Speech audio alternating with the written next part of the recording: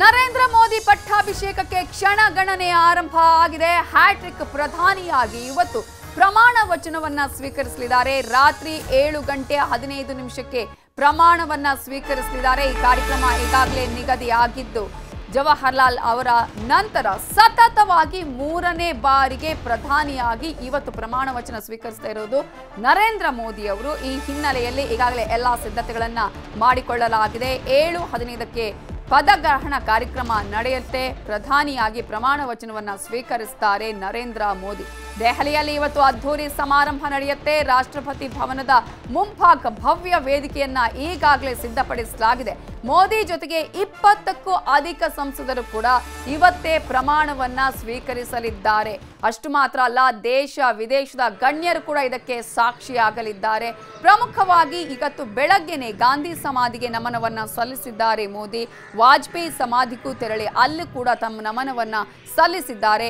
ಇನ್ನು ಯುದ್ಧ ಸ್ಮಾರಕದಲ್ಲಿ ಗೌರವವನ್ನ ಸಲ್ಲಿಸಿದ್ದಾರೆ ಮೋದಿ. ಇವತ್ತು 3ನೇ ಬಾರಿಗೆ ಪ್ರಧಾನಿಯಾಗಿ ಪ್ರಮಾಣ ವಚನ ಸ್ವೀಕರಿಸ್ತಾ ಇರುವ ಈ ಸಂದರ್ಭದಲ್ಲಿ ಇವತ್ತು ಬೆಳಗ್ಗೆನೆ ರಾಜ್ಘಾಟ್ಗೆ ತೆರಳಿ ಗಾಂಧಿ ಸಮಾಧಿಗೆ ನಮನವನ್ನ ಸಲ್ಲಿಸಿದ್ರು.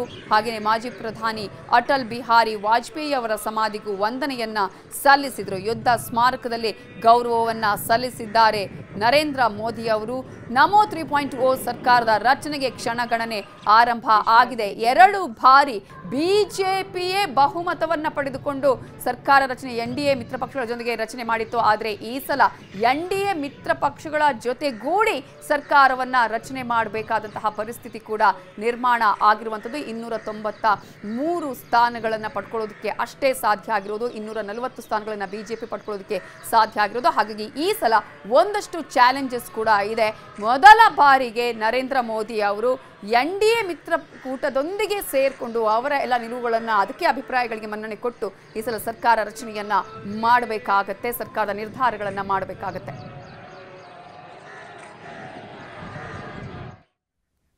ಮೋದಿ ಸಂಪುಟದಲ್ಲಿ ಯಾರೆಲ್ಲ ಇರ್ತಾರೆ, ಯಾರಿಗೆಲ್ಲ ಅವಕಾಶ ಇದೆ, ಕರ್ನಾಟಕಕ್ಕೆ ಎಷ್ಟು ಸ್ಥಾನ ಸಿಗುತ್ತೆ, ಇಷ್ಟೆಲ್ಲ ಕುತೂಹಲಗಳಿದೆ.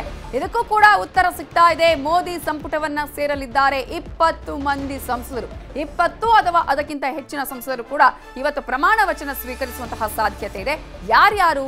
ರಾಜನಾಥ್ ಸಿಂಗ್ ಅವರಿಗೆ ಸಚಿವ ಸ್ಥಾನ ಫಿಕ್ಸ್ ಅಂತ ಹೇಳಲಾಗ್ತಿದೆ. ಗಡ್ಕರಿಗೂ ಕೂಡ ಸಚಿವ ಸ್ಥಾನ ಫಿಕ್ಸ್ ಅಂತ ಹೇಳಲಾಗಿದೆ.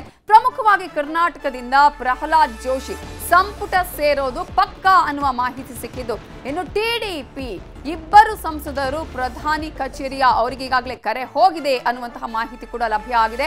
ಅದರಲ್ಲಿ ರಾಮ್ ಮೋಹನ್ ನಾಯ್ಡು, ಡಾಕ್ಟರ್ ಚಂದ್ರಶೇಖರ್ಗೆ ಕರೆ ಹೋಗಿದೆಯಂತೆ ಪ್ರಧಾನಿ ಕಚೇರಿಯಿಂದ.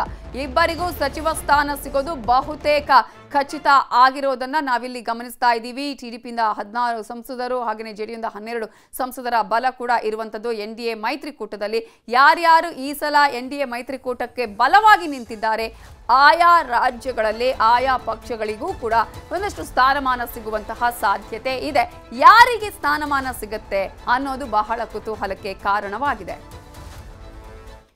ಹಾಗಾದ್ರೆ ಇವತ್ತು ನರೇಂದ್ರ ಮೋದಿ ಅವರ ಜೊತೆಗೆ ಯಾರೆಲ್ಲ ಪ್ರಮಾಣವನ್ನ ಸ್ವೀಕಾರ ಮಾಡ್ತಾರೆ ಮೋದಿ ಸರ್ಕಾರ 3.0ದಲ್ಲಿ, ಯಾರಿಗೆಲ್ಲ ಒಲಿಯತ್ತೆ ಕೇಂದ್ರ ಮಂತ್ರಿ ಭಾಗ್ಯ? ನ್ಯೂಸ್ 18 ಕನ್ನಡದಲ್ಲಿ ಎಕ್ಸ್ಕ್ಲೂಸಿವ್ ಲಿಸ್ಟ್ ಅನ್ನ ನಿಮ್ಗೆ ಕೊಡ್ತಾ ಇದ್ದೀವಿ. ಯಾರ್ಯಾರು ಮಂತ್ರಿ ಸ್ಥಾನದ ಪ್ರಮಾಣ ವಚನವನ್ನ ಇವತ್ತು ಸ್ವೀಕರಿಸ್ತಾರೆ ಅನ್ನುವಂಥದ್ದು. ಅದರಲ್ಲೂ ಪ್ರಮುಖವಾಗಿ ಬಿಜೆಪಿಗೆನೆ ಎಷ್ಟು ಸ್ಥಾನ ಸಿಗತ್ತೆ, ಮೈತ್ರಿ ಪಕ್ಷಗಳಿಗೆ ಎಷ್ಟು, ಕರ್ನಾಟಕಕ್ಕೆ ಇದರಲ್ಲಿ ಸಿಗೋದು ಎಷ್ಟು, ಇಂತಹ ಪ್ರಶ್ನೆಗಳು ಕೂಡ ಇದೆ. ಇವೆಲ್ಲದಕ್ಕೂ ಉತ್ತರ ನಿಮ್ಮ ನ್ಯೂಸ್ 18 ಕನ್ನಡದಲ್ಲಿ ಎಕ್ಸ್ಕ್ಲೂಸಿವ್ ಲಿಸ್ಟ್ ಅನ್ನ ನಿಮ್ಮ ಮುಂದೆ ಇಡ್ತಾ ಇದ್ದೀವಿ. ಹಾಗಾದ್ರೆ ಯಾರ್ಯಾರಿಗೆ ಸಚಿವ ಸ್ಥಾನ ಸಿಗುವ ಚಾನ್ಸಸ್ ಇದೆ ಮೋದಿ ಸರ್ಕಾರ 3.0ದಲ್ಲಿ? ಇದರ ಬಗ್ಗೆ ನಿಮಗೆ ಮಾಹಿತಿಯನ್ನ ಕೊಡ್ತಾ ಹೋಗ್ತೀವಿ. ಪ್ರಮುಖವಾಗಿ ಕರ್ನಾಟಕದ ವಿಚಾರವನ್ನ ನಾವು ಗಮನಿಸಿದ್ರೆ ಬಹಳ ಇಂಪಾರ್ಟೆಂಟ್ ನಮಗೆ ಕರ್ನಾಟಕದಿಂದ ಯಾರಿಗೆ ಸಿಗುತ್ತೆ ಅಂತೇಳಿ. ಮೊದಲನೇದಾಗಿ ಹೊಸಬರ ವಿಚಾರ ನಾವು ಗಮನಿಸೋಣ. ಇಲ್ಲಿ ಹೊಸಬರಿಗೆ ಸ್ಥಾನ ನೀಡಿದ್ರೆ ಯಾರಿಗೆ ಸಿಗುವಂತಹ ಸಾಧ್ಯತೆ ಇದೆ ಮೋದಿ ಸರ್ಕಾರದಲ್ಲಿ ನೋಡೋದಾದ್ರೆ, ಬೆಂಗಳೂರು ಗ್ರಾಮಾಂತರ ಕ್ಷೇತ್ರದಿಂದ ಕಣಕ್ಕಿಳಿದಿದ್ದಂತಹ ಸಂಸದರಾಗಿ ಆಯ್ಕೆಯಾದಂತಹ ಮೊದಲ ಬಾರಿಗೆ ಕಣಕ್ಕಿಳಿದಂತಹ ಡಾಕ್ಟರ್ ಮಂಜುನಾಥ್ ಅವರಿಗೆ ಸಿಗುವಂತಹ ಚಾನ್ಸಸ್ ಇದೆ. ಜೊತೆಗೆ ಬೆಂಗಳೂರು ದಕ್ಷಿಣ ಕ್ಷೇತ್ರದಿಂದ ಸಂಸದರಾಗಿ ಆಯ್ಕೆಯಾಗಿರುವ ತೇಜಸ್ವಿ ಸೂರ್ಯ ಅವರಿಗೂ ಸಿಗುವಂತಹ ಚಾನ್ಸಸ್ ಇದೆ ಅಂತ ಹೇಳಲಾಗ್ತಾ ಇದೆ. ದಕ್ಷಿಣ ಕನ್ನಡದಿಂದ ಮೊದಲ ಬಾರಿಗೆ ಈ ಸಲ ಕಣಕ್ಕಿಳಿದಂತಹ ಸಂಸದರಾಗಿ ಆಯ್ಕೆಯಾಗಿರುವಂತಹ ಕ್ಯಾಪ್ಟನ್ ಬ್ರಿಜೇಶ್ ಚೌಟ ಇವರಿಗೂ ಕೂಡ ಕೊಡುವಂತಹ ಸಾಧ್ಯತೆ ಇದೆ ಅನ್ನುವಂತಹ ಮಾತುಗಳು. ಹಾಗಾದ್ರೆ ಮಾಜಿ ಮುಖ್ಯಮಂತ್ರಿಗಳನ್ನ ಪರಿಗಣಿಸಿದ್ರೆ ಕರ್ನಾಟಕದಿಂದ ಯಾರಿಗೆಲ್ಲ ಸಿಗಬಹುದು ಆ ಅವಕಾಶಗಳನ್ನ ಗಮನ ಹರಿಸೋಣ. ಮೊದಲನೇದಾಗಿ ಮಂಡ್ಯದಿಂದ ಸಂಸದರಾಗಿ ಆಯ್ಕೆಯಾಗಿರುವಂತಹ ಮಾಜಿ ಸಿಎಂ ಎಚ್ ಡಿ ಕುಮಾರಸ್ವಾಮಿ ಅವರಿಗೆ ಸಿಗುತ್ತಾ? ಈಗಾಗಲೇ ಫಿಕ್ಸ್ ಅಂತ ಹೇಳಲಾಗ್ತಾ ಇದೆ. ಒಂದು ಬಹುತೇಕವಾಗಿ ಇವರಿಗೆ ಸಿಗುವ ಚಾನ್ಸಸ್ ಇದೆ ಅಂತೇಳಿ. ಜೊತೆಗೆ ಮಾಜಿ ಮುಖ್ಯಮಂತ್ರಿಗಳಾಗಿರುವಂತಹ ಹಾವೇರಿ ಸಂಸದರಾಗಿರುವಂತಹ ಬಸವರಾಜ ಬೊಮ್ಮಾಯಿ ಅವರಿಗೆ ಸಿಗುವಂತಹ ಚಾನ್ಸಸ್ ಇದೆಯಾ? ಅದು ಕೂಡ ಕುತೂಹಲಕ್ಕೆ ಕಾರಣ ಆಗಿದೆ. ಅದೇ ರೀತಿಯಾಗಿ ಬೆಳಗಾವಿ ಸಂಸದರಾಗಿರುವಂತಹ ಜಗದೀಶ್ ಶೆಟ್ಟರ್ ಅವರಿಗೆ ಏನಾದರೂ ಮನ್ನಣೆಯನ್ನ ಹಾಕಲಾಗುತ್ತಾ? ಅವರಿಗೆ ಈಗ ಸಚಿವ ಸ್ಥಾನ ಸಿಗುತ್ತಾ ಅನ್ನುವ ಕುತೂಹಲ ಕೂಡ ಅಷ್ಟೇ ಇದೆ. ಇನ್ನು ಜಾತಿ ಲೆಕ್ಕಾಚಾರಗಳನ್ನ ಕೂಡ ನಾವು ಗಮನಿಸಿದ್ರೆ ಇಲ್ಲಿ ಲಿಂಗಾಯತ ಕೋಟವನ್ನ ಪರಿಗಣನೆ ಮಾಡಿದ್ರೆ ಯಾರಿಗೆ ಸಿಗುವ ಚಾನ್ಸಸ್ ಇದೆ? ಬಾಗಲಕೋಟೆಯಿಂದ ಸಂಸದರಾಗಿರುವಂತಹ PC ಗದ್ದಿಗೌಡರವರಿಗೆ ಸಿಗುವಂತಹ ಚಾನ್ಸಸ್ ಇದೆ ಅನ್ನುವಂತಹ ಮಾತುಗಳು ಕೇಳಿ ಬರ್ತಾ ಇದೆ. ತುಮಕೂರು ಸಂಸದರಾಗಿರುವಂತಹ ವಿ ಸೋಮಣ್ಣ ಅವರನ್ನ ಪರಿಗಣನೆಗೆ ತೆಗೆದುಕೊಳ್ಳುವ ಸಾಧ್ಯತೆಗಳು ಇದೆ. ಅಥವಾ ಶಿವಮೊಗ್ಗ ಸಂಸದರಾಗಿರುವಂತಹ BY ರಾಘವೇಂದ್ರ ಅವರನ್ನ ಕೂಡ ಪರಿಗಣನೆ ಮಾಡುವಂತಹ ಸಾಧ್ಯತೆ ಇದೆ ಅನ್ನೋದನ್ನ ನಾವಿಲ್ಲಿ ಗಮನಿಸಬೇಕಾಗುತ್ತೆ. ಇನ್ನು ಹಿರಿಯರಿಗೆ ಸ್ಥಾನ ನೀಡಿದ್ರೆ ಯಾರಿಗೆ ಸಿಗಬಹುದು ಅಂತ ನೋಡೋದಾದ್ರೆ ಈಗಾಗಲೇ ಕೇಂದ್ರ ಸಚಿವರು ಕೂಡ ಆಗಿದ್ರು ಪ್ರಹ್ಲಾದ್ ಜೋಶಿ ಅವರನ್ನ ಪರಿಗಣನೆಗೆ ತೆಗೆದುಕೊಳ್ಳುವಂತಹ ಸಾಧ್ಯತೆಗಳು ಬಹಳ ನಿಚ್ಚಳವಾಗಿದೆ ಅಂತಾನೆ ಹೇಳಲಾಗ್ತಾ ಇದೆ. ವಿಜಯಪುರ ಸಂಸದರಾಗಿರುವಂತಹ ರಮೇಶ್ ಜಿಗಜಿಣಗಿ ಅವರ ಅನುಭವವನ್ನ ಇಟ್ಟುಕೊಂಡು ಅವರಿಗೆ ಸಚಿವ ಸ್ಥಾನ ಕೊಡ್ತಾರಾ? ಅಥವಾ ಉತ್ತರ ಕನ್ನಡದಿಂದ ಈ ಸಲ ಸಂಸದರಾಗಿರುವಂತಹ ವಿಶ್ವೇಶ್ವರ ಹೆಗಡೆ ಕಾಗೇರಿ ಅವರನ್ನ ಪರಿಗಣನೆಗೆ ತೆಗೆದುಕೊಳ್ತಾರಾ ಅನ್ನೋದು ಕೂಡ ಅಷ್ಟೇ ಕುತೂಹಲಕ್ಕೆ ಕಾರಣ ಆಗಿರೋದನ್ನ ಕೂಡ ನಾವು ಗಮನಿಸಬಹುದು. ಹಾಗಾದ್ರೆ ಕರ್ನಾಟಕದ ಸಾಧ್ಯತೆಗಳು ಏನೇನು ಅನ್ನೋದರ ಬಗ್ಗೆ ಡೀಟೇಲ್ಸ್ ಅನ್ನ ಕೊಡೋದಿಕ್ಕೆ ನಮ್ಮ ಪೊಲಿಟಿಕಲ್ ಬ್ಯೂರೋ ಹೆಡ್ ಆಗಿರುವಂತಹ ಚಿದಾನಂದ ಪಟೇಲ್ ಈಗ ನೇರ ಸಂಪರ್ಕದಲ್ಲಿ ಜಾಯಿನ್ ಆಗಿದ್ದಾರೆ. ಚಿದಾನಂದ ಪಟೇಲ್, ಕರ್ನಾಟಕಕ್ಕೆ ಬೇರೆ ಬೇರೆ ಅಂಶಗಳನ್ನ ಪರಿಗಣನೆಗೆ ನಾವು ತೆಗೆದುಕೊಳ್ತಾ ಹೋಗೋದಾದ್ರೆ ಹಿರಿಯರ ಆಗಿರ್ಬೋದು, ಹೊಸಬರ ಆಗಿರ್ಬೋದು, ಅಥವಾ ಈಗಾಗಲೇ ಸಿಕ್ಕಿರುವಂತಹ ಸಾಧ್ಯತೆಗಳನ್ನ ನಾವು ಗಮನಿಸಿದ್ರೆ ಕರ್ನಾಟಕದಲ್ಲಿ ಯಾವೆಲ್ಲ ಅಂಶಗಳ ಮೇಲೆ, ಯಾವೆಲ್ಲ ಕೋಟಾಗಳ ಮೇಲೆ ಯಾರ್ಯಾರಿಗೆ ಸ್ಥಾನ ಸಿಗುವ ಸಾಧ್ಯತೆ ಇದೆ? ಪಕ್ಕಾ ಯಾರಿಗೆ ಸಿಗಬಹುದು? ನವಿತಾ ಜೈನ್, ಹಾಗೆ ನೋಡಿದ್ರೆ ಭಾರತೀಯ ಜನತಾ ಪಕ್ಷದ ನಿರೀಕ್ಷೆಯಂತೆ ಕರ್ನಾಟಕದಲ್ಲಿ 25ಕ್ಕೂ ಹೆಚ್ಚು ಸ್ಥಾನಗಳು ಬರಲಿಲ್ಲ. ಭಾರತೀಯ ಜನತಾ ಪಕ್ಷ ಕೇವಲ 17 ಸ್ಥಾನಗಳು ಗೆಲ್ಲಕ್ಕೆ ಮಾತ್ರ ಕಾರಣ ಆಯಿತು. ಮತ್ತು ಇಬ್ಬರು JDSನ ಸಂಸದರು ಕೂಡ ಅದಕ್ಕೆ ಸೇರಿದ್ರೆ 19 ಜನರು ಮಾತ್ರ ಗೆಲ್ಲಲಿಕ್ಕೆ ಸಾಧ್ಯ ಆಯಿತು. ಎಲ್ಲ ಒಂದು ಕಡೆ ಬಿಜೆಪಿ ಹೈಕಮಾಂಡ್ ಕರ್ನಾಟಕದಲ್ಲಿ ಎಲ್ಲ ಈ ಬಾರಿ ಕೂಡ 22ಕ್ಕೂ ಹೆಚ್ಚು ಸ್ಥಾನವನ್ನು ಗೆಲ್ಲಬಹುದು ಅಂತೇಳಿ ನಿರೀಕ್ಷೆ ಇತ್ತು. ಆ ಎಲ್ಲ ನಿರೀಕ್ಷೆಗಳು ಹುಷಿಯಾಗಿರ್ತಕ್ಕಂಥದ್ದು. ಈಗಾಗಲೇ ಪ್ರಧಾನಿ ನರೇಂದ್ರ ಮೋದಿ ಅವರು ಇವತ್ತು ರಾತ್ರಿ 7:15 ಪ್ರಮಾಣ ಸ್ವೀಕಾರ ಮಾಡಲಿದ್ದಾರೆ. ಇದ್ರ ಜೊತೆಗೆ ಕರ್ನಾಟಕದಿಂದ ಕೂಡ ಹಲವಾರು ಪ್ರಮಾಣ ವಚನ ಸ್ವೀಕರಿಸಲಿದ್ದಾರೆ. ಈಗಾಗಲೇ ಮಾಜಿ ಮುಖ್ಯಮಂತ್ರಿ ಹಾಗೂ ಸಂಸದರು ಆಗಿರತಕ್ಕಂಥ HD ಕುಮಾರಸ್ವಾಮಿ ಅವರು ಪ್ರಮಾಣ ವಚನ ಸ್ವೀಕರಿಸುವುದು ಖಚಿತ ಅಂತಲೇ ಹೇಳಲಾಗ್ತಿದೆ. ಈ ಎಲ್ಲದರ ನಡುವೆ ಕೂಡ ನಿರ್ಮಲಾ ಸೀತಾರಾಮನ್ ರವರನ್ನು ಕೂಡ ಮತ್ತೆ ಈ ಬಾರಿಯೂ ಕೂಡ ಅವ್ರನ್ನ ಮುಂದುವರಿಸ್ತಿರ್ತಕ್ಕಂಥದ್ದು. ಹಾಗಾಗಿ ನಿರ್ಮಲಾ ಸೀತಾರಾಮನ್ ರವರು ಕೂಡ ಕರ್ನಾಟಕ ಕೋಟದಿಂದಲೇ ಸಚಿವ ಸ್ಥಾನವನ್ನು ಪಡೆದಿರುವಂಥದ್ದು. ಇದರ ನಡುವೆ ಇದೀಗ ಪ್ರಹ್ಲಾದ್ ಜೋಶಿ ಹೆಸರು ಕೂಡ ಮುನ್ನೆಲೆಗೆ ಬಂದಿರುವಂಥದ್ದು. ಆದರೆ ಈ ಬಾರಿ ಎಲ್ಲೊಂದು ಕಡೆ ಪ್ರಹ್ಲಾದ್ ಜೋಶಿ ಅವರನ್ನ ಸಂಪುಟಕ್ಕೆ ಸೇರಿಸಿಕೊಳ್ತಾರೆ ಅನ್ನೋ ಚರ್ಚೆ ಕೂಡ ಆರಂಭವಾಗಿರುವುದು. ಯಾಕಂತ ಹೇಳಿದ್ರೆ ಈಗಾಗಲೇ ಇದು NDA ಸರ್ಕಾರ ಆಗಿದ್ರಿಂದ ಮಿತ್ರ ಪಕ್ಷಗಳು ಕೂಡ ಸಚಿವ ಸ್ಥಾನವನ್ನು ಕೊಡಬೇಕಾಗಿರತಕ್ಕಂಥ ಅನಿವಾರ್ಯತೆ ಮತ್ತು ಕರ್ನಾಟಕಕ್ಕೆ ಅತಿ ಹೆಚ್ಚು ಕೋಟಾವನ್ನು ಕೊಟ್ಟರೂ ಕೂಡ ಸದ್ಯಕ್ಕೆ ಯಾವುದೇ ಉಪಯೋಗವಿಲ್ಲ. ಯಾಕಂತ ಹೇಳಿದ್ರೆ ಇನ್ನೂ ಇರತಕ್ಕಂಥದ್ದು ಪ್ರಮುಖ ಚುನಾವಣೆ, ಅದು ವಿಧಾನಸಭೆ ಚುನಾವಣೆ. ಹಾಗಾಗಿ ಮೊದಲ ಹಂತದಲ್ಲಿ ಈಗ ಇವತ್ತು 30 ಜನರು ಸಚಿವರಾಗಿ ಪ್ರಮಾಣ ವಚನ ಸ್ವೀಕರಿಸಲಿದ್ದಾರೆ. ಎರಡನೇ ಹಂತದಲ್ಲಿ ಕರ್ನಾಟಕದಲ್ಲಿ ಒಂದಷ್ಟು ಅವಕಾಶಗಳು ಜಾಸ್ತಿ ಎಂಬ ನಿರೀಕ್ಷೆ ಕೂಡ ಕೇಳಿ ಬರ್ತಿರುವಂಥದ್ದು. ಆದರೆ ಈಗ ಎಲ್ಲ ಒಂದು ಕಡೆ ಲಿಂಗಾಯತ ಕೋಟದಡಿ ಬಸವರಾಜ ಬೊಮ್ಮಾಯಿ, ಜಗದೀಶ್ ಶೆಟ್ಟರ್ ಮತ್ತು ವಿ ಸೋಮಣ್ಣ ಅವರ ಹೆಸರು ಇದೀಗ ಮುನ್ನೆಲೆಗೆ ಬಂದಿರುವಂತದ್ದು. ಆದರೆ ಈ ಮೂವರಲ್ಲಿ ಯಾರಾದರೂ ಒಬ್ಬರನ್ನು ಮಾಡುವ ಸಾಧ್ಯತೆ ಇದೆ ಅಂತ ಕೂಡ ಹೇಳಲಾಗ್ತಿದೆ. ಇನ್ನು ದಲಿತ ಕೋಟದಡಿ ಗೋವಿಂದ ಎಂ ಕಾರಜೋಳ ರವರ ಹೆಸರು ಕೂಡ ಕೇಳಿ ಬರ್ತಿರುವಂತದ್ದು. ಜಿಗಜಿಣಿ ಅವರಿಗೆ ಎಲ್ಲೊಂದ್ ಕಡೆ ವಯಸ್ಸಿನ ಕಾರಣಕ್ಕೆ ಮತ್ತು ಆರೋಗ್ಯದ ಕಾರಣಕ್ಕೆ ಎಲ್ಲೊಂದ್ ಕಡೆ ಜಿಗಜಿಣಿ ಅವರಿಗೆ ಸಚಿವ ಸ್ಥಾನ ಕೊಡಲಿಕ್ಕೆ ಎಲ್ಲೊಂದ್ ಕಡೆ ಕೇಂದ್ರದ ವರಿಷ್ಠರು ಮನಸ್ಸು ಮಾಡ್ತಿಲ್ಲ ಅಂತ ಹೇಳಲಾಗ್ತಿದೆ. ಹಾಗಾಗಿ ಎಲ್ಲೊಂದ್ ಕಡೆ ಒಂದು ವೇಳೆ ದಲಿತ ಕೋಟದಡಿ ಕರ್ನಾಟಕಕ್ಕೆ ಏನಾದರೂ ಸಚಿವ ಸ್ಥಾನ ಕೊಟ್ಟರೆ ಅದು ಗೋವಿಂದ ಎಂ ಕಾರಜೋಳರಿಗೆ ಅವಕಾಶ ಸಿಗುವ ಸಾಧ್ಯತೆ ಇದೆ ಅಂತ ಹೇಳಲಾಗ್ತಿದೆ. ಅಲ್ಲದೆ ಕರ್ನಾಟಕಕ್ಕೆ ಒಂದು ಮಿತ್ರ ಪಕ್ಷ ಆಗಿರ್ತಕ್ಕಂಥ JDSಗೆ ಒಂದು ಸಚಿವ ಸ್ಥಾನವನ್ನು ಕೊಟ್ಟರೆ 1 ಅಥವಾ 2 ಸಚಿವ ಸ್ಥಾನವನ್ನು ಕರ್ನಾಟಕ ಕೊಡುವ ಸಾಧ್ಯತೆ ಇದೆ ಅಂತ ಹೇಳಲಾಗ್ತಿದೆ. ಹಾಗಾಗಿ ಇಲ್ಲಿ ಜಾತಿ ಲೆಕ್ಕಾಚಾರವನ್ನು ಮಾಡಲಾಗುತ್ತೆ ಅಂತ ಹೇಳಲಾಗ್ತಿದೆ. Navitha Jain. Yes, thank you Chidananda Patel ಡೀಟೇಲ್ಸ್ಗೆ. ಇನ್ನು ಕುಮಾರಸ್ವಾಮಿಗೆ ಮಂತ್ರಿ ಸ್ಥಾನ ಬಹುತೇಕ ಫಿಕ್ಸ್. ದೆಹಲಿಗೆ ತೆರಳಿದ್ದಾರೆ ಕುಮಾರಸ್ವಾಮಿ, ಹಾಗೆಯೇ ಅವರ ಕುಟುಂಬಸ್ಥರು. ಈಗಾಗಲೇ ಪತ್ನಿ ಅನಿತಾ ಕುಮಾರಸ್ವಾಮಿ, ಪುತ್ರ ನಿಖಿಲ್ ಜೊತೆಗೆ ಸೊಸೆ ರೇವತಿ ದೆಹಲಿಗೆ ತೆರಳಿದ್ದಾರೆ. ಈ ಮೂಲಕ ಕುಮಾರಸ್ವಾಮಿ ಅವರಂತೂ ಮಂತ್ರಿ ಸ್ಥಾನವನ್ನ ಪಡ್ಕೊಳ್ಳೋದು ಖಚಿತ ಅಂತಾನೆ ಈಗಾಗಲೇ ಮಾಹಿತಿಗಳು ಕೂಡ ಲಭ್ಯ ಆಗ್ತಾ ಇದೆ. ಕುಮಾರಸ್ವಾಮಿಗೆ ಕೇಂದ್ರ ಮಂತ್ರಿ ಸ್ಥಾನ ಖಚಿತ ಆದ ಕಾರಣಕ್ಕಾಗಿಯೇ HDK ಕುಟುಂಬ ದೆಹಲಿಗೆ ತೆರಳಿದ್ದಾರೆ ಅನ್ನುವ ಮಾತುಗಳು ಕೂಡ ಕೇಳಿ ಬರ್ತಾ ಇದೆ.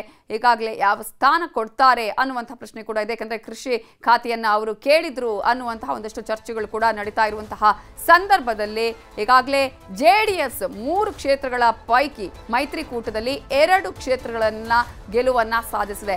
ಮಾಜಿ ಮುಖ್ಯಮಂತ್ರಿ ಜೊತೆಗೆ ಈಗಾಗಲೇ JDSಗೆ 1 ಸ್ಥಾನ ಕೊಡಲೇಬೇಕು ಅನ್ನುವಂತಹ ಕಾರಣಕ್ಕಾಗಿ ಮೈತ್ರಿಕೂಟ ಇರುವಂತಹ ಹಿನ್ನೆಲೆಯಲ್ಲಿ ಕುಮಾರಸ್ವಾಮಿಗೆ ಮಂತ್ರಿ ಸ್ಥಾನ ಸಿಗುವಂತಹ ಎಲ್ಲಾ ಸಾಧ್ಯತೆಗಳು ಕೂಡ ಇದೆ ಅನ್ನುವಂತಹ ಮಾತುಗಳು ಕೂಡ ಕೇಳಿ ಬರ್ತಾ ಇದೆ. ಹಾಗಾಗಿ HDK ಕುಟುಂಬ ದೆಹಲಿಗೆ ತೆರಳಿರುವಂತದ್ದು ತನ್ನ ಪತ್ನಿ, ಮಗ, ಸೊಸೆಯ ಜೊತೆಗೆ ಈಗಾಗಲೇ ದೆಹಲಿಗೆ ತೆರಳಿದ್ದಾರೆ. ದೆಹಲಿಯಲ್ಲಿ ಇದ್ದಾರೆ HD ಕುಮಾರಸ್ವಾಮಿ ಅವರು. ಇವತ್ತು ನಮೋ ಪಟ್ಟಾಭಿಷೇಕದಲ್ಲಿ ಯಾರ್ಯಾರಿಗೆ ಯಾವ ಸ್ಥಾನ ಸಿಗುತ್ತೆ, ಯಾರ್ಯಾರು ಮಂತ್ರಿಗಳಾಗಿ ಪ್ರಮಾಣ ವಚನವನ್ನ ಸ್ವೀಕರಿಸ್ತಾರೆ, ಕರ್ನಾಟಕದಿಂದ ಯಾರಿಗೆ ಆ ಲಕ್ ಒಲಿಯತ್ತೆ, ಯಾರ ಪಾಲಿನ ಅದೃಷ್ಟದ ಬಾಗಿಲು ತೆರೆಯುತ್ತೆ ಅನ್ನುವಂತಹ ಕುತೂಹಲ ಅಂತೂ ಖಂಡಿತ ಇದೆ. ಅವೆಲ್ಲದರ ಬಗ್ಗೆ ನ್ಯೂಸ್ 18ನ ಸಂಪೂರ್ಣವಾಗಿ ಎಕ್ಸ್ಕ್ಲೂಸಿವ್ ಮಾಹಿತಿಯನ್ನು ಕೂಡ ನಾವು ನಿಮಗೆ ಕೊಡ್ತಾನೆ ಇದ್ದೀವಿ. ಕರ್ನಾಟಕದಿಂದ ಯಾರ್ಯಾರಿಗೆ ಯಾವ ರೀತಿಯಂತಹ ಲೆಕ್ಕಾಚಾರಗಳ ಮೇಲೆ, ಅಂಶಗಳ ಮೇಲೆ ಪರಿಗಣನೆಗೆ ತೆಗೆದುಕೊಂಡು ಕೇಂದ್ರ ಸಚಿವ ಸ್ಥಾನ ಕೊಡುವಂತಹ ಸಾಧ್ಯತೆ ಇದೆ ಅನ್ನೋದರ ಬಗ್ಗೆ ಕೂಡ ಏನು ಕರ್ನಾಟಕದ ನಾವು ಗಮನಿಸ್ತಾ ಹೋದ್ರೆ ಅನೇಕರು ಕೂಡ ಮಾತನಾಡಿದ್ದಾರೆ. ಯಾಕೆಂದ್ರೆ ಹೇಳಿದ್ರೆ ಈ ಸಲ ನಮೋ 3.0 ಸರ್ಕಾರದಲ್ಲಿ ಯಾವ್ಯಾವ ರೀತಿಯ ಒಂದಷ್ಟು ಲೆಕ್ಕಾಚಾರಗಳು ಅಂದ್ರೆ ಏನ್ ಮಾಡಬೇಕು ಮುಂದಿನ ಸಂದರ್ಭದಲ್ಲಿ ಈ ಒಂದು ಸರ್ಕಾರ ರಚನೆ ಆದ ನಂತರ ಅದರ ಬಗ್ಗೆ ಕೂಡ ಆಲ್ರೆಡಿ ಈಗಾಗಲೇ ವಿಚಾರಗಳನ್ನ ಹಂಚಿಕೊಳ್ಳಲಾಗಿರುವುದನ್ನು ಕೂಡ ನಾವು ಗಮನಿಸ್ತಾ ಇದ್ದೀವಿ. ಚಿತ್ರದುರ್ಗದಿಂದ ಸಂಸದರಾಗಿ ಆಯ್ಕೆ ಆಗಿದ್ದಾರೆ ಗೋವಿಂದ ಕಾರಜೋಳ ಅವರು. ಈಗಾಗಲೇ ನಮೋ 3.0 ಸರ್ಕಾರ ಕೂಡ ರಚನೆಗೆ ಕ್ಷಣಗಣನೆ ಆರಂಭ ಆಗಿದೆ. ಇಂತಹ ಸಂದರ್ಭದಲ್ಲಿ ಏನ್ ಹೇಳಿದ್ದಾರೆ ಅವರನ್ನ ಮಾತನಾಡಿಸಿದ್ದಾರೆ ನಮ್ಮ ಪೊಲಿಟಿಕಲ್ ಬ್ಯೂರೋ ಹೆಡ್ ಆಗಿರುವಂತಹ ಚಿದಾನಂದ ಪಟೇಲ್. ದೇಶಾದ್ಯಂತ ಸಂಭ್ರಮಾಚರಣೆ ಆರಂಭವಾಗಿದೆ. ಲಕ್ಷಾಂತರ ಕೋಟ್ಯಾಂತರ ಭಾರತೀಯ ಜನತಾ ಪಕ್ಷದ ಕಾರ್ಯಕರ್ತರ ಹರ್ಷೋದ್ಗಾರ ಮುಗಿಲು ಮುಟ್ಟಿದೆ. ಹಾಲಿ ಸಂಸದರಾಗಿರ್ತಕ್ಕಂಥ ಗೋವಿಂದ ಕಾರಜೋಳ ಕೂಡ ನಮ್ಮ ಜೊತೆ ಇದ್ದಾರೆ. ನ್ಯೂಸ್ 18 ಜೊತೆ ಒಂದಷ್ಟು ಕ್ಷಣಗಳನ್ನು ಹಂಚಿಕೊಳ್ತಿದ್ದಾರೆ. ಸರ್, ನರೇಂದ್ರ ಮೋದಿಯವರು 3ನೇ ಬಾರಿಗೆ ಈ ದೇಶದ ಪ್ರಧಾನಮಂತ್ರಿ ಆಗ್ತಿದ್ದಾರೆ. ನಿಮಗೆ ಈ ಕ್ಷಣದಲ್ಲಿ ತಮಗೇನು ಅನಿಸ್ತಿದೆ ಸರ್? ನನಗೊಂದೇನು ಸಂತೋಷದ ಸಂಗತಿ ಅಂದರೆ 140 ಕೋಟಿಯಲ್ಲಿ ಪ್ರಧಾನಿ ನರೇಂದ್ರ ಮೋದಿಜಿಯವರು ಒಬ್ಬರು ಸಾಮಾನ್ಯ ಕುಟುಂಬದಿಂದ ಬಂದಂಥವ್ರು. ಈ ಪ್ರಜಾಪ್ರಭುತ್ವದ ವ್ಯವಸ್ಥೆಯಲ್ಲಿ ಸಾಮಾನ್ಯ ಕುಟುಂಬದವರು ಬಂದಂಥವರು ಕೂಡ ಈ ದೇಶದ ಪ್ರಧಾನಮಂತ್ರಿಯಾಗಿ ವಿಶ್ವದ ಮನ್ನಣೆಯನ್ನು ಪಡಿತಕ್ಕಂಥದ್ದು, ದೇಶದ 140 ಕೋಟಿ ಜನರ ವಿಶ್ವಾಸವನ್ನು ಪಡಿತಕ್ಕಂಥದ್ದು ಇದೇ ಪ್ರಜಾಪ್ರಭುತ್ವದ ಸೌಂದರ್ಯ. ಹಬ್ಬದೊಳಗೆ ಹೋಳಿಗೆ ಉಂಡಷ್ಟು ಇವತ್ತು ಸಂತೋಷ ಆಗ್ಯದ ನನಗೆ.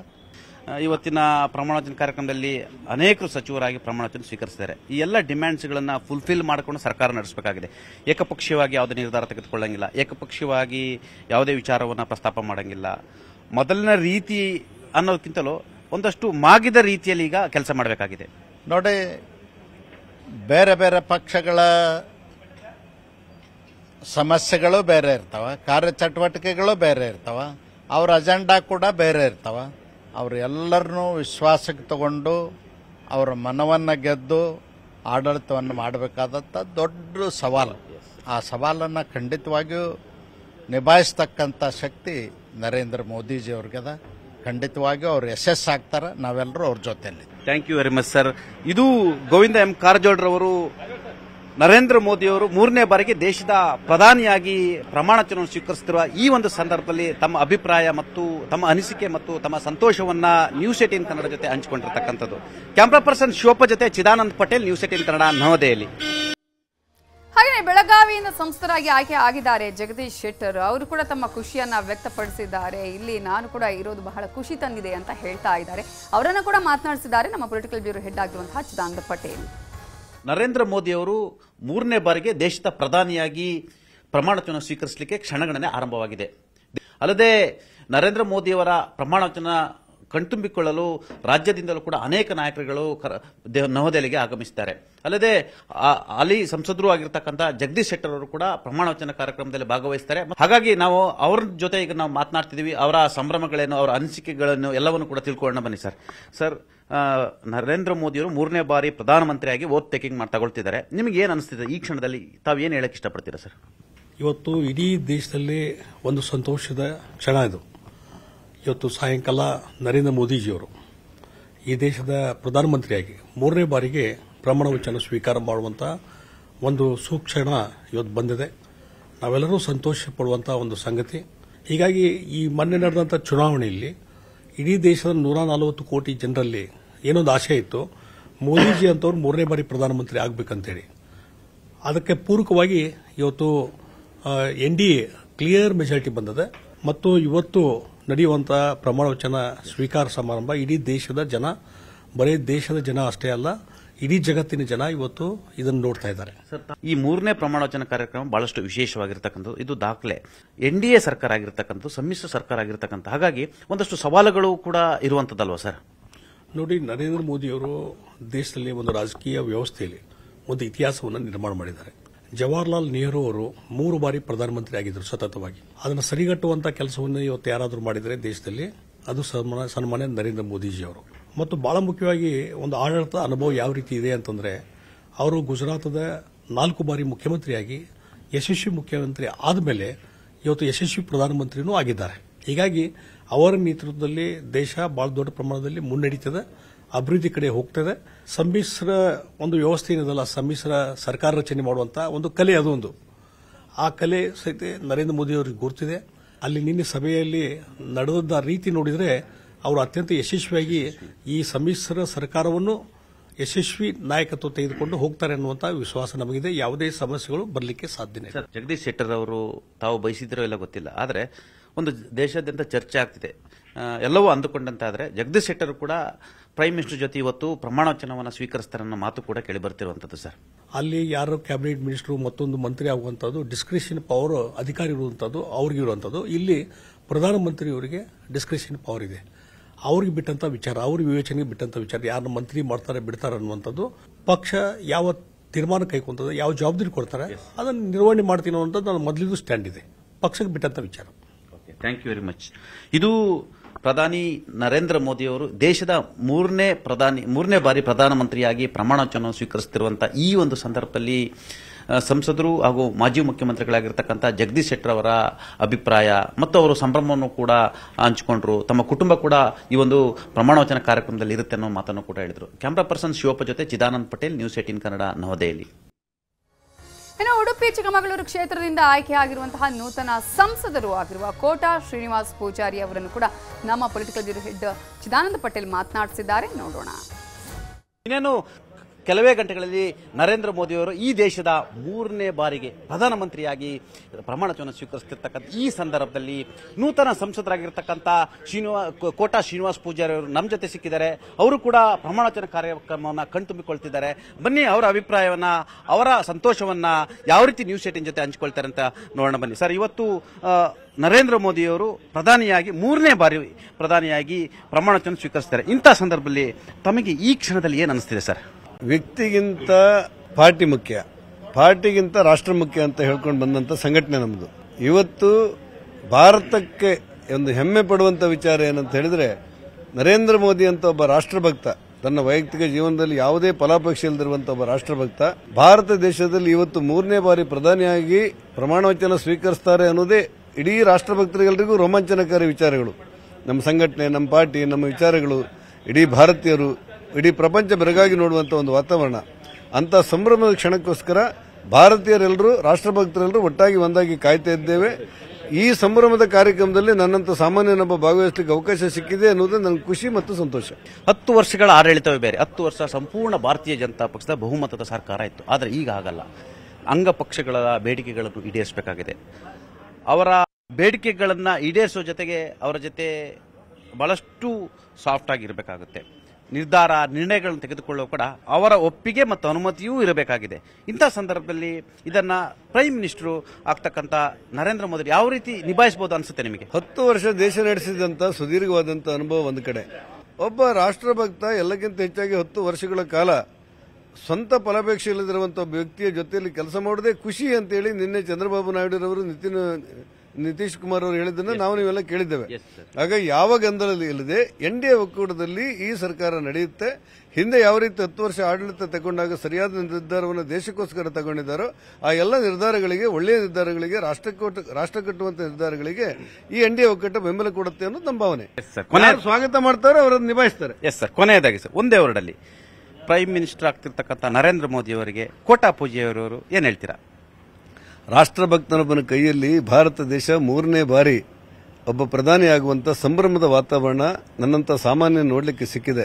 ಪ್ರಧಾನಮಂತ್ರಿ ನರೇಂದ್ರ ಮೋದಿಯವರ ಮೂಲಕ ಭಾರತ ಜಗತ್ತಿನಲ್ಲೇ ನಂಬರ್ 1 ಸ್ಥಾನಕ್ಕೆ ಬರುವಂತ ಒಂದು ಸುವರ್ಣಾವಕಾಶದ ಕ್ಷಣ ನಾಳೆಯಿಂದ ಇವತ್ತಿಂದ ಮತ್ತೆ ಪ್ರಾರಂಭ ಆಗುತ್ತೆ ಅಂತ ನನಗನ್ಸುತ್ತೆ. ಆ ಹೆಮ್ಮೆ, ಅಭಿಮಾನ, ಸಂತೋಷ, ಸಂಭ್ರಮ, ಆ ರೋಮಾಂಚನಕಾರಿ ಕ್ಷಣದಲ್ಲಿ ನಾವೆಲ್ಲ ಇವತ್ತಿದ್ದೇವೆ. ನೋಡಿದ್ರಲ್ಲ, ಸಂಸದರಾಗಿರ್ತಕ್ಕಂಥ ಕೋಟಾ ಶ್ರೀನಿವಾಸ್ ಪೂಜಾರಿ ಅವರ ಸಂಭ್ರಮಗಳು, ಅವರ ಒಂದು ಖುಷಿ, ಅವರ ಸಂತೋಷ, ಅವರೊಬ್ಬ ಕಾರ್ಯಕರ್ತರಾಗಿ, ಆರಸಿಗರಾಗಿ, ಇವತ್ತು ಭಾರತೀಯ ಜನತಾ ಪಕ್ಷ ಸಂಸದರಾಗಿ ತಮ್ಮ ಅಭಿಪ್ರಾಯವನ್ನು ಯಾವ ರೀತಿ ವ್ಯಕ್ತಪಡಿಸಿದರು. ನರೇಂದ್ರ ಮೋದಿ ಅವರು ಈ ದೇಶದ 3ನೇ ಪ್ರಧಾನಮಂತ್ರಿ ಆಗ್ತಿರೋದೇ ನಮ್ಮ ಭಾಗ್ಯ ಅನ್ನೋ ಒಂದು ಮಾತನ್ನು ಕೂಡ ಹೇಳಿದರು. ಕ್ಯಾಮರಾ ಪರ್ಸನ್ ಶಿವಪ್ಪ ಜೊತೆ ಚಿದಾನಂದ್ ಪಟೇಲ್, ನ್ಯೂಸ್ 18 ಕನ್ನಡ, ನವದೆಹಲಿ.